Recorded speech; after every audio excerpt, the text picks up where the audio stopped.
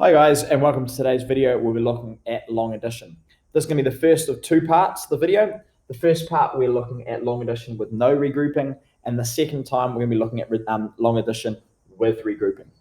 So we've got a four-step process when we do long addition. The first of those steps is to write our problem, because quite often you'll be given a problem in this form as an algorithm. So this is what it looked like. We write our 56. Okay, and remembering that this is the tens column, this is the ones column. And we then line up the second part of our equation in the algorithm as the place value. So we put the 3 and the 3. And it's super important we get the place value columns incorrect. Otherwise, it will mess up our answer. And always put the plus sign to remember what we're doing. Now, the second step is to add the far right column, which will generally be our units or our ones column. So we add it together, and that is going to be 6 plus 3, which equals 9. So we put 9 down there. Next step, step number 3. We move on to the next column. In this case, this column is the tens column. Okay, so we add the tens column together. Now remember, because it's tens column, the 50 is, or the 5 is worth 50, and the 3 is worth 30. So add them together, 50 plus 30 is 80. Now, when we go to put that 80 back into our algorithm, into our equation, it's important we remember we can just put the 8. Because it's in the tens column, it represents our 80. Okay, we have our answer, simple as that. Now, the fourth step is just to repeat it if there are more numbers in the problem. So, for example, we're going to do one of those. If we had, say, a 3-digit number, so we're going to write it up, 131 plus 246.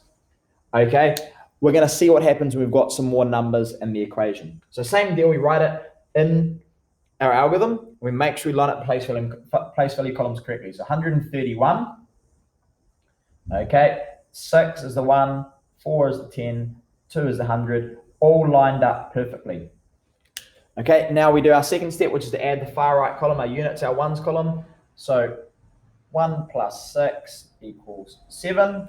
So we write down our 7. Next one, 30 plus 40 equals 70.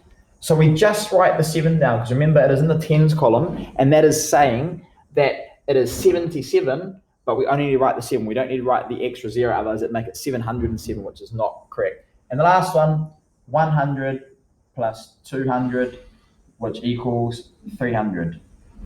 And we write the 3 down, similar to what we did with the tens. And the same thing would apply. You'd repeat that for each other column that was there. So you can use this if you had thousands, 10,000, millions, whatever. Okay, you just add the columns and write their answers down below. So this is the no regrouping. Now, just to give you a heads up what we're looking for when we do regrouping. So when you are looking at this video, you're going, oh, this isn't what I'm doing.